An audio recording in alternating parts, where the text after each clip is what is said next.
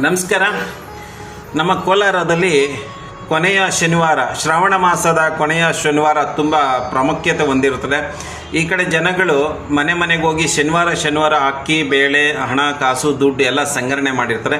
ಇದನ್ನು ಕೊನೆ ಶನಿವಾರದಂದು ಅರಿಶಾವು ಅಂತ ಮಾಡ್ತಾರೆ. ದೇವಸ್ಥಾನದ ಹತ್ರ ಹೋಗಿ ಪ್ರಸಾದ ಮಾಡಿ ಜನಗಳಿಗೆ ಹಂಚ್ತಾರೆ. ಆ ಒಂದು ಪದ್ಧತಿನ ನಾವು ಮುಂದುವರ್ಸ್ಕೊಂಡು ಹೋಗ್ತಾ ಇದ್ದೀವಿ. ಇವತ್ತು ನಮ್ಮ ಆರ್.ಎಲ್. ಜಾಲಪ್ಪ ಆಸ್ಪತ್ರೆ ಮುಂದೆ ಜನಗಳಿಗೆ ಪ್ರಸಾದ ಹಂಚೋ ಕಾರ್ಯಕ್ರಮ. ಬನ್ನಿ. ಸುಭಾಷಿತ. ಅನ್ನದಾನಂ ಪರಂ ದಾನಂ ವಿದ್ಯಾದಾನಮತಃ ಪರಂ ಅನ್ನೇನ ಕ್ಷಣಿಕಾ ತೃಪ್ತಿಃ ಯಾವ ಜೀವಂ ಚ ವಿದ್ಯೆಯ. ಸುಭಾಷಿತದ ಅರ್ಥ ಅನ್ನದಾನಂ ಪರಂ ದಾನಂ ಅಂದರೆ ಅನ್ನದಾನ ಶ್ರೇಷ್ಠವಾದದ್ದು. ವಿದ್ಯಾದಾನ ಮತಃಪರಂ ಅಂದರೆ ವಿದ್ಯಾದಾನ ಅನ್ನದಾನಕ್ಕಿಂತಲೂ ತುಂಬಾ ಶ್ರೇಷ್ಠವಾದದ್ದು.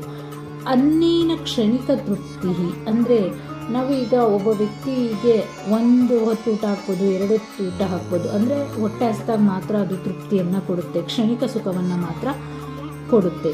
ಯಾವ ಜೀವಂ ಚ ವಿದ್ಯೆಯ ಅಂದರೆ ಇಡೀ ಜೀವನ ಯಾವುದೇ ವ್ಯಕ್ತಿ ಸಂತೋಷವಾಗಿರ್ಬೇಕಂದ್ರೆ ಅವನು ವಿದ್ಯೆಯನ್ನು ಕಲ್ತಿರಬೇಕು. ಹಾಗಾಗಿ ವಿದ್ಯಾದಾನ ಅಂತಕ್ಕಂಥದ್ದು ತುಂಬಾ ಶ್ರೇಷ್ಠವಾದದ್ದು ಅಂತ ಹೇಳಿ ಈ ಸುಭಾಷಿತದ ಅರ್ಥ. ಹೌದು, ದಾನಗಳಲ್ಲಿ ಶ್ರೇಷ್ಠವಾದ ದಾನ ಅನ್ನದಾನ. ಯಾಕೆಂದರೆ ಇಂದಿನ ಕಾಲದಲ್ಲಿ ಊಟಕ್ಕೆ ತುಂಬ ಕಷ್ಟಪಡ್ತಾಯಿದ್ರು ಜನಗಳು. ಊಟ ಅಂದರೆ ಒಂದು ಟೈಮ್ಗೆ ಯಾರಾದರೂ ಊಟ ಕೊಟ್ಟರೆ ಅವರು ದೇವರು ನಮ್ಗೆ ಹೊಟ್ಟೆ ಹಸಿದಾಗ ಊಟ ಕೊಟ್ಟರು ಅಂತ ಅನ್ಕೊತಾಯಿದ್ರು. ಆದರೆ ಕ್ರಮೇಣ ಇದೆಲ್ಲ ಬದಲಾಗೋಗಿದೆ.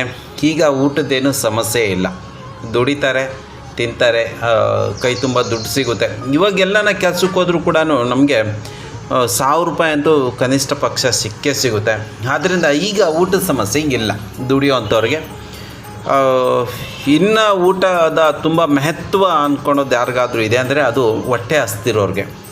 ಹೊಟ್ಟೆ ಹಸುವಾಗಿರ್ತಾರೆ, ಜೋಬಲ್ಲಿ ದುಡ್ಡು ಇರ್ತಾರೆ, ಆದರೆ ದುಡ್ಡು ಪ್ರಯೋಜನ ಇಲ್ಲ. ಏನು ಮಾಡ್ಕೊಳೋದಪ್ಪ, ದುಡ್ಡು ಇದೆ ಊಟ ಇಲ್ಲ ಅನ್ನೋ ಪರಿಸ್ಥಿತಿ ಬಂದು ಆ ಟೈಮಲ್ಲಿ ಎಲ್ಲಾದರೂ ಊಟ ಹಂಚ್ತಾ ಇದ್ದರೆ ತುಂಬಾ ಖುಷಿಯಾಗುತ್ತೆ ಮನುಷ್ಯನಿಗೆ. ತುಂಬ ಖುಷಿ ಆದಾಗ ಏನನ್ನಿಸುತ್ತೆ, ಧನ್ಯತಾ ಭಾವ ಬರುತ್ತೆ ಮನುಷ್ಯನಿಗೆ.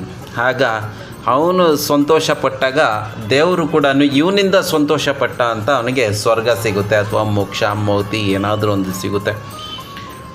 ತುಂಬ ವಿಶೇಷವಾಗಿ ಒತ್ತಿ ಹೇಳುವಂಥ ಮಾತು ಏನಂದರೆ, ಅನ್ನನ ಯಾಕೆ ದೇವರ ಪೂಜೆಗಳ ನಂತರ ಅಥವಾ ಏನೇ ಕಾರ್ಯಕ್ರಮ ನಡೆದರೂ ಅನ್ನ ವಿಶೇಷವಾಗಿ ಒಂದು ಕಾರ್ಯಕ್ರಮ ಇದ್ದಿರುತ್ತೆ, ಊಟ ಬಡಿಸೋದು ಇದೆಲ್ಲ. ಯಾಕೆ ಅಂದರೆ ಮನುಷ್ಯನಿಗೆ ತೃಪ್ತಿ ಅನ್ನೋದು ಬೇರೆ ಯಾವುದರಲ್ಲೂ ಸಿಗೋದಿಲ್ಲ. ನೀವು ಬಂಗಾರ ಕೊಡಿ ಇನ್ನಷ್ಟು ಕೊಡಲಿ ಅನ್ನೋ ಆಸೆ ಇರುತ್ತೆ, ಈ ದುಡ್ಡು ಕೊಡಿ ಇನ್ನಷ್ಟು ಕೊಡಲಿ ಅನ್ನೋ ಆಸೆ ಇರುತ್ತೆ, ಜಮೀನು ಕೊಡಿ ಇನ್ನಷ್ಟು ಕೊಡೋ ಅನ್ನೋ ಆಸೆ ಇರುತ್ತೆ. ಇಲ್ಲ ಏನೇ ಕೊಟ್ಟರು ನಿಮಗೆ ಅನ್ನದಾನದಲ್ಲಿ ಇರೋ ತೃಪ್ತಿ ಬೇರೆ ಯಾವುದರಲ್ಲೂ ಸಿಗೋದಿಲ್ಲ. ಇವಾಗ ಒಬ್ಬ ಮನುಷ್ಯನಿಗೆ ಊಟ ಕೊಟ್ಟ ಅವ್ನಿಗೆ ಹೊಟ್ಟೆ ತುಂಬೋಯ್ತು ಅಂದರೆ ಇನ್ನು ಸ್ವಲ್ಪ ತೊಗೊಳ್ಳಂದ್ರೆ ಬೇಡಪ್ಪ ನೀನು ಬೇಡ ಅಂತಲೇ ಅವನು ಹೇಳ್ತಾನೆ. ಅದಕ್ಕೆ ಅನ್ನದಾನನ ಕೊನೆಯದಾಗಿ ಇಟ್ಕೊಂಡಿದ್ದಾರೆ. ನಮ್ಮ ಹಿಂದೂ ಧರ್ಮದಲ್ಲಿ ಅನ್ನದಾನಕ್ಕೆ ತುಂಬ ವಿಶೇಷವಾದ ಮಹತ್ವ ಕೊಟ್ಟಿದ್ದಾರೆ. ಅದಕ್ಕೆ ಹಸಿದವನಿಗೆ ಹೊಟ್ಟೆ ತುಂಬಿಸೋದ್ರಲ್ಲಿ ತುಂಬ ಒಳ್ಳೆ ಪ್ರಾಮುಖ್ಯತೆ ಇದೆ. ಹೊಟ್ಟೆ ತುಂಬಿರೋನಿಗೆ ತಿನ್ನು ಅಂತ ಹೇಳಿದ್ರೆ ಅದು ವಿಶೇಷ ಅನಿಸೋದಿಲ್ಲ. ಅವ್ನು ಬೇಡವಾದರೂ ನಾವು ಜಬರ್ದಸ್ತಿ ತಿನ್ನಿಸ್ತೀವಿ ಅಂತ ಅನಿಸುತ್ತೆ. ಅದರಿಂದ ನೀವು ಯಾವತ್ತಾದರೂ ಯಾರಿಗಾನ ಊಟ ಹಾಕಬೇಕಾದ್ರೆ ನಿಜವಾಗ್ಲೂ ಹೊಟ್ಟೆ ಹಸುಕೊಂಡಿರೋ ಮನುಷ್ಯನಿಗೆ ಊಟ ಹಾಕಿ, ಅದು ತುಂಬ ಒಳ್ಳೆಯದು. ಹೊಟ್ಟೆ ತುಂಬಿರೋನಿಗೆ ತಿನ್ನು ಅಂತ ಹೇಳಿದ್ರೆ ಅದು ಅಷ್ಟು ಶ್ರೇಯಸ್ಸಲ್ಲ. ಅದರಿಂದ ನಿಜವಾಗ್ಲೂ ಹೊಟ್ಟೆ ಹಸುಕೊಂಡಿರೋ ಮನುಷ್ಯನಿಗೆ ನೀವು ಅನ್ನದಾನ ಮಾಡಿ. ನಮಗೆ ನನ್ನ ಪರಿಚಯ ಮನುಷ್ಯ ಆತನು ದೇವರಿಗೆ ತುಂಬ ಭಕ್ತಿ ಹೊಂದಿರ್ತಾನೆ. ದೇವರು ಅಂದರೆ ನನಗೆ ತುಂಬ ಇಷ್ಟ. ಆತನ ಬಂದ, ಅಂಕಲ್ ಏನಾದರೂ ದೇವ್ರ ಪ್ರಸಾದ ಮಾಡಿ ಹಂಚೋಣ ಅಂತ ಹೇಳಿದ್ನು.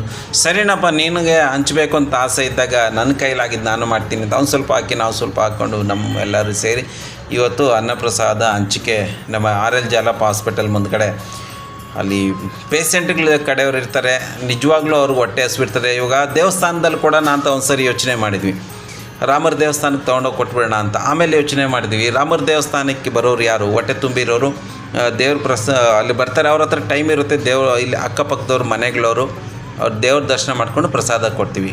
ಆದರೆ ಇಲ್ಲಿ ಪೇಷೆಂಟ್ಗಳಿರ್ತಾರಲ್ಲ ಅವರು ದೇವಸ್ಥಾನಕ್ಕೆ ಹೋಗೋಷ್ಟು ತಾಳ್ಮೆ ಅಷ್ಟು ನಿಧಾನ ಇರೋದಿಲ್ಲ. ಆದ್ದರಿಂದ ಅವ್ರನ್ನ ಖುಷಿ ಪಡಿಸ್ಬೇಕು. ಯಾಕಂದರೆ ಅವ್ರು ಕಷ್ಟದಲ್ಲಿದ್ದಾರಲ್ವ, ನಮ್ಮ ಕೈಲಾಗಿದ್ದ ಸಹಾಯ ನಾವು ಮಾಡಿದ್ರೆ ಅವರು ಖುಷಿ ಪಡ್ತಾರೆ ಅಂತ RL ಜಾಲಪ್ಪ ಆಸ್ಪತ್ರೆ ಮುಂದ್ಗಡೆ ಪೇಷೆಂಟ್ಗಳಿಗೋಸ್ಕರ ಅಲ್ಲಿ ಬರೋ ಯಾರನ್ನ ಬರಲಿ ಪ್ರಸಾದ ಹಂಚಬೇಕು ಅಂತೇಳಿ ಹಂಚಿದ್ವಿ. ಚೆನ್ನಾಗಾಯಿತು, ತುಂಬ ಜನ ತಿಂದರು. ದೇವ್ರು ನಮಗೆ ಇಷ್ಟು ಮಾತ್ರ ಶಕ್ತಿ ಕೊಟ್ಟಿದ್ದಕ್ಕೆ ಧನ್ಯವಾಗಲು ಹೇಳ್ತಾ ಇದ್ದೀನಿ. ಪರಮಾತ್ಮನಿಗೆ ಯಾವತ್ತು ಧನ್ಯತಾ ಭಾವ ತೋರಿಸ್ತಾ ಇರಬೇಕು. ಅವನು ಏನು ಕೊಟ್ಟಿದ್ದಾನೋ ಅದಕ್ಕೆ ಥ್ಯಾಂಕ್ ಯು ಹೇಳ್ಬೇಕು ನಾವು, ಅವಾಗೇ ನಮ್ಮ ಜೀವನ ಸಾರ್ಥಕ ಆಗೋದು. ಲೇಡೀಸ್ ಆ್ಯಂಡ್ ಜೆಂಟಲ್ ಗೈಸ್, ನನ್ನ ವಿಡಿಯೋ ಇಷ್ಟ ಆಗಿದ್ರೆ ಲೈಕ್ ಮಾಡಿ, ನನ್ನ ಚಾನಲ್ನ ಸಬ್ಸ್ಕ್ರೈಬ್ ಮಾಡ್ಕೊಳ್ಳಿ ಮತ್ತು ನೀವು ಒಳ್ಳೆ ಕೆಲಸ ಮಾಡಿ. ಯಾಕೆಂದರೆ ಜೀವನದಲ್ಲಿ ಖುಷಿಯಾಗಿರೋದೇ ದೊಡ್ಡ ವಿಷಯ. ಏನಾದರೂ ಒಂದು ಒಳ್ಳೆ ಕೆಲಸ ನಿಮ್ಮ ಕೈಯಿಂದ ಆದರೆ ಆ ಪರಮಾತ್ಮನ ಮೆಚ್ಚಿಸ್ಕೊತಾನೆ. ಇದೆಲ್ಲ ನಾವು ಅಂದ್ಕೊಂಡ್ರೆ ಆಗೋದಿಲ್ಲ, ಆ ಪರಮಾತ್ಮನ ಇಚ್ಛೆಯಿಂದ ಆಗಬೇಕು. Thank you.